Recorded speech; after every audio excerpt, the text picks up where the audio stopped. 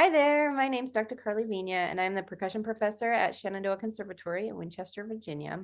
I made this video to share with percussionists who will be auditioning for the All Virginia Band and Orchestra this February, and I really do hope this is helpful. Remember, you can always reach out to me via email if you have questions or comments. I would be happy to hear from you, and you can find my email address in the description below. So before we dive into specifics here, I really encourage you to start your practice slowly so you can really pay attention to detail and incorporate all of the musical elements that are within these excerpts. Pace your practicing so that you are prepared to play these excerpts at tempo by the time of the audition, and make sure that you're getting plenty of practice playing all three excerpts back to back like you'll have to, and in the same setup that you'll have in the audition. So you're really used to doing that beforehand.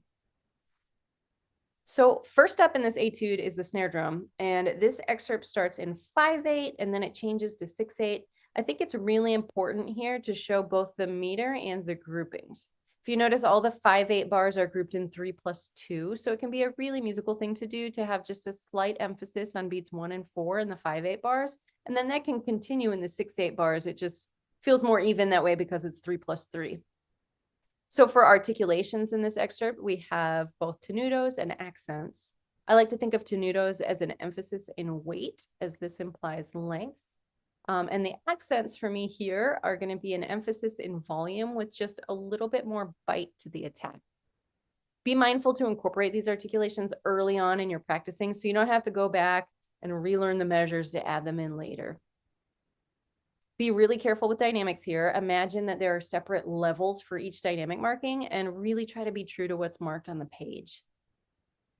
There are several short rolls in this excerpt, and finding a roll base that works for all of them can be a bit tricky. For me, quarter note equals 105 is kind of an in-between tempo for roll base. 105 is it's on the slow side for a 16th note roll base, but this can totally still work for soft to medium dynamics. You're just going to make sure that those buzz strokes are a little bit lusher and fuller so that it still sounds supported. I found that for the forte roll in measure 4 and the fortissimo roll in measure 7, the rolls felt fuller and more supported. It played as a 7-stroke roll and an 11-stroke roll respectively. So in other words, for the roll in measure 4, I'm using a 16th note triplet roll bass. That's a 7-stroke roll. And in measure 7, I really liked the quintuplet roll bass the best. So that makes an 11-stroke roll. I generally like to use right hand lead sticking for snare drum, but I stray from that in a few places in this excerpt.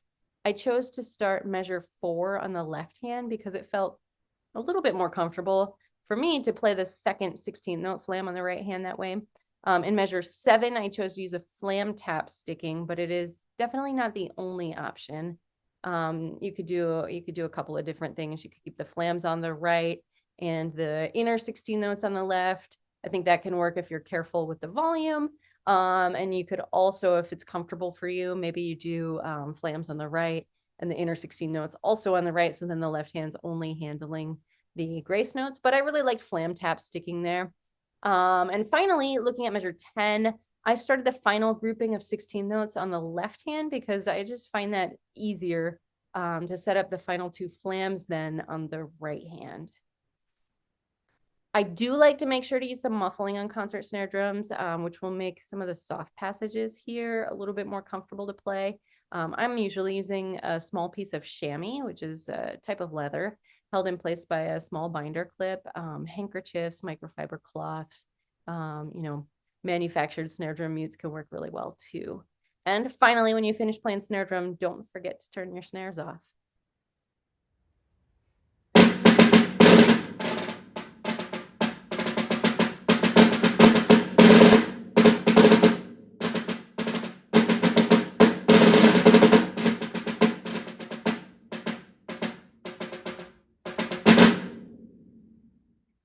So next up is the xylophone excerpt, and I really found the first 2 measures to be more difficult than the rest of the excerpt here because the 4 mallet chords have these small interval changes between 4ths and 5ths, and also because of the added challenge of making the notes under the slurs sound as smooth as possible.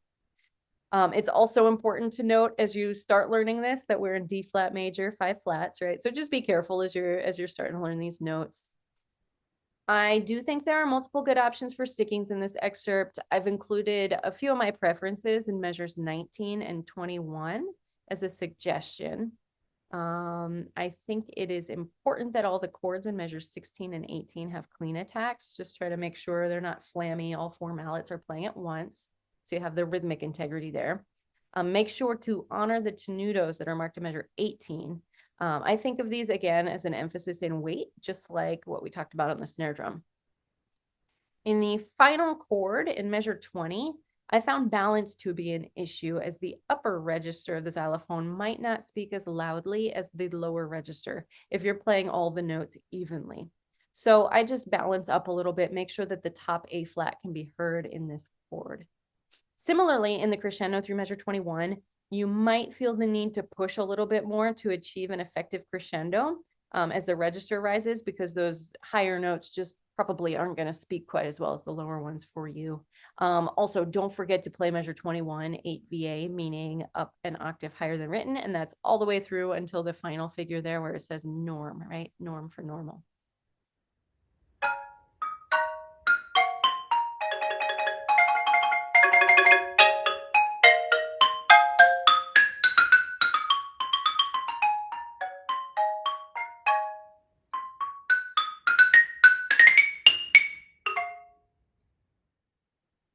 So finally, in the timpani excerpt, dynamic control is very important. This excerpt has a lot of soft, fast rhythmic figures, and it really doesn't ever go above mezzo forte with accents. So it's important to keep things under control there.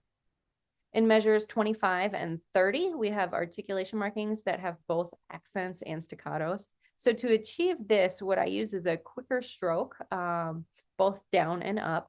And I'm really utilizing the wrist to dig in a little bit. I'm not going so far as to have a harsh tone, but just to get a little bit more emphasis. To connect the rolls in measures 27 and 28 as much as possible. Practice rolling between the drums as part of your warm-up, and make sure that you're doing it also with a jump from, in this case, you have to jump from the 26 to the 32. So practice rolling smoothly and connecting rolls, not just from one drum to the next, but also when you have to jump there. You may find that you need to bring out the final low F sharp in the etude just slightly so that it speaks evenly with the other drums. This is similar to what we were talking about with the upper register on the xylophone. Sometimes the lower notes on timpani just don't speak quite as well and with quite as much articulation and brightness. So it's good to balance down a little bit there. And finally, it's important to note, in case you haven't seen this before, that the grace note figure in measure 31 should be alternated. So I like to do these figures right, left, right. It looks like a drag, right? If you try to play something like a double stroke or a buzz, like we do when we're playing drags on snare drum, it'll just disrupt the resonance of the head. So definitely alternate there. Right, left, right, or left, right, left could be perfectly fine.